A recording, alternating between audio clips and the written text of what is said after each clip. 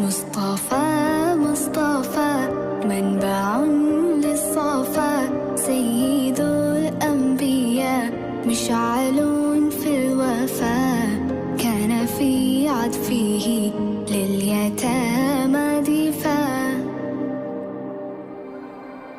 حن قلبي له فاض شوقا إليه، ليس أرجو سوى شربة